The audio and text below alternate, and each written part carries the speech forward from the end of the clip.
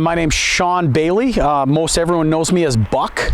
Buck Bailey is what I signed the crate ends when I worked for Excelsior.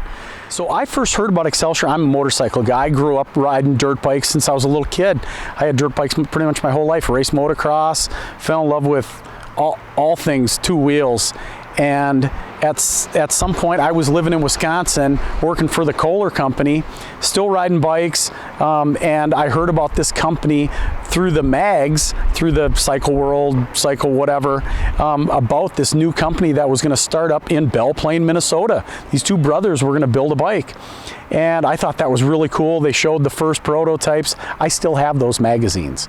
And then at some point, my wife and I, we relocated to Minnesota, and pretty much we moved into a town halfway in between where she was working and Belle Plaine. And so when we moved here, that was the only company that I applied for when we first got here, and I got that job. So, and I was probably one of the first people to work that they hired for the production line. In fact, myself and Bonnie Biskins and Mike Muxa were actually on the cover of the Star Tribune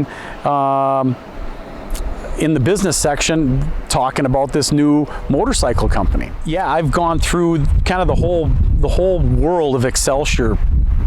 Kind of knew about them beforehand, had the dream job as a motorcycle person. This was my dream job, to work for Excelsior, to build motorcycles. I mean, I was living in Wisconsin for a while, and I always thought, oh man, if I could work for Harley, that'd be great. Well, you know, I actually moved to Minnesota and ended up working for this company. It was very cool to do.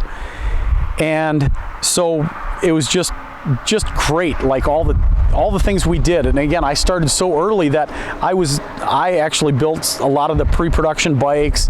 Some of these guys will know this, the trench I had to go through to get a part out of a motor that dropped in the trench. I dropped this part down this trench, so I had to crawl in the trench probably about 50 feet. Trench is probably this wide. You know, I had to crawl down there to get that part because we didn't have another one. And this is probably at about midnight, 1 o'clock in the morning, because we had to get that engine done so that way the next day the chassis guys could have it. What I actually own is number 1260. I bought it in December of '99. Probably one of the later bikes to go out of the factory. And they were looking for, probably move some bikes at that point, and this was a demo bike at that point. This was built, the 1260 is a '99 based on the number, but it was one of 20 bikes that were built for Sturgis of '99 as demo and marketing bikes. So this bike, along with the other 19, were essentially built as 2000s. So this bike looks like a 2000.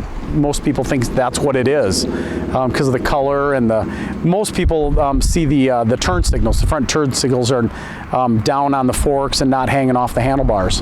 But the community itself has always been really strong.